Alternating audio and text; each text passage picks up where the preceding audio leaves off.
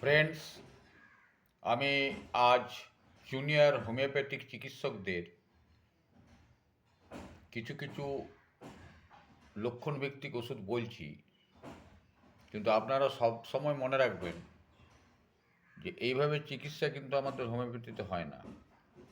সামগ্রিক সামগ্রিক লক্ষণ নিয়ে তারপর ঔষধ সিলেকশন করতে হয়। তবুও কিছু কিছু অ্যাকুইট ক্ষেত্রে চটজলদি ওষুধ দেওয়ার জন্য আমি কিছু ট্রিপস দিচ্ছি। যেমন ধরুন ক্রোটেলাস হরিদাস, এই ঔষধটি রক্তক্ষরণ প্রবণ ধাতু, মানে সবসময় এটা রক্তক্ষরণ জাতীয় একটা প্রবণতা দেখা যায়। চোখ, নাক, কান, দেহের প্রত্যেকটি দাঁত থেকে কালো বর্ণের রক্ত বের হয়। এমনকি এর রক্ত ঘাম পর্যন্ত দেখা দেয়। এই রক্ত ঘাম ওষুধটি আপনি ল্যাকেসিসু পাবেন। এরপর আপনাদের কাছে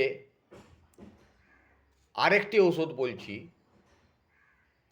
যেটি আপনারা দেখবেন যে অনেকেরই হয় বায়ু নিঃসরণ করতে গেলেই মল বের হয়ে যায়, এবং যখন মলত্যাগ করে তখন বায়ু নিঃসরণ সহ মল বের হয়। এক্ষেত্রে কিন্তু ওলিয়েন্ডার এই ঔষধটি কিন্তু ভালো কাজ করে। যদি কালো রঙের পায়খানা হয়, তাহলে আমার পরীক্ষিত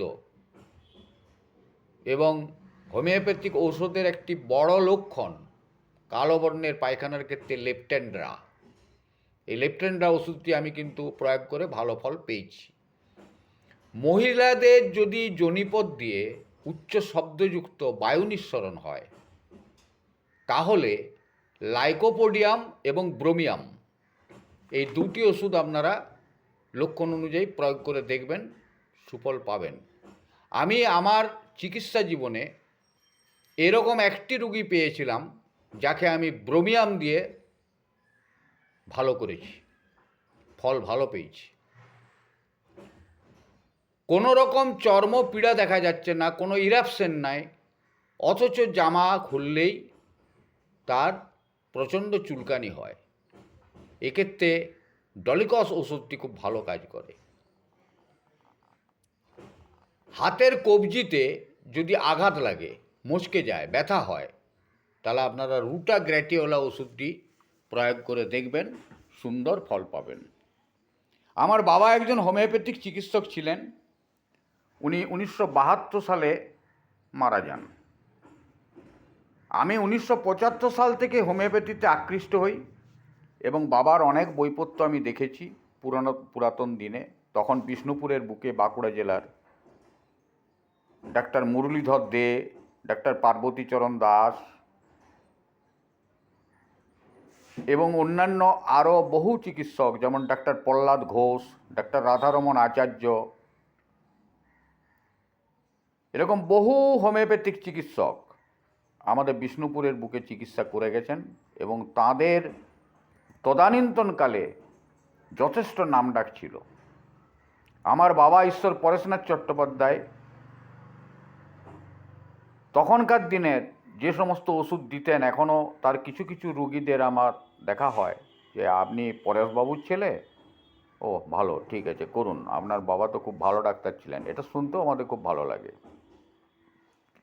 যাই হোক, তাঁদের আশীর্বাদে, তাঁদের কাছ থেকে কিছু প্রাপ্ত, মানে আমি খাতার থেকে যতটুকু পেয়েছি, কারণ আমি তো তাঁর জীবদ্দশায় আমি তার কাছ থেকে পাইনি কিছু, তবে তার খাতা থেকে যতটুকু পেয়েছি বা জেনেছি, ডাক্তার মুরলীধর দে এবং তদানীন্তনকালে আমাদের বিষ্ণুপুরে একটি কল্পনা প্রেসে ডাক্তার খলিলবাবু, উনিও প্র্যাকটিস করতেন, নকুল খাঁ, ওনারা সবাই মারা গেছেন। ওনাদের কাছ থেকে আমি আলোচনা করতাম। তখনকার দিনে 1975 সাল থেকে আকৃষ্ট হয়ে 1978 সাল থেকে আমি ফুল ফেজে হোমিওপ্যাথিক প্র্যাকটিস করতে আরম্ভ করি। পরবর্তীকালে আমি ডিএইচএমএস পাস করি 1978 সালে আমি বিএসসি বায়ো পাস করেছি।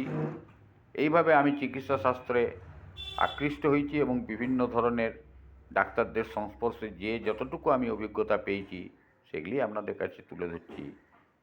আপনারা ভালো থাকুন, সুস্থ থাকুন। ভিডিওগুলি যদি ভালো লাগে তাহলে আপনারা লাইক শেয়ার করবেন। আর আমি অ্যালফাবেটিক্যালি যেরকম মেটেরিয়া মেডিকার কিছু কিছু অংশ বলে যাচ্ছিলাম, এর কয়েকটা বলেছি, আরও বলবো, এবার তারপর বি সি এইভাবে আমি বলবো এবং কিছু কিছু উপদেশও আপনাদের দেবো যাতে জুনিয়র ডাক্তাররা তাদের চিকিৎসার জীবনে উন্নতি করতে পারেন। আপনাদের উন্নতি হলেই আমাদের শান্তি এবং আমরা জানবো যে হোমিওপ্যাথির প্রচার প্রসার হচ্ছে এবং সাধারণ মানুষের জ্ঞাতার্থে আমি এই ঘরোয়া চিকিৎসায় হোমিওপ্যাথি এই চ্যানেলটি ফেসবুকের মাধ্যমে করছি। আপনারা এগুলা দেখুন এবং দেখে যদি উপকৃত হন তাহলেই আমি জানবো আমার এই ভিডিও করাগুলি সার্থক। ভালো থাকুন, সুস্থ থাকুন। আজ এখানে শেষ করলাম। নমস্কার।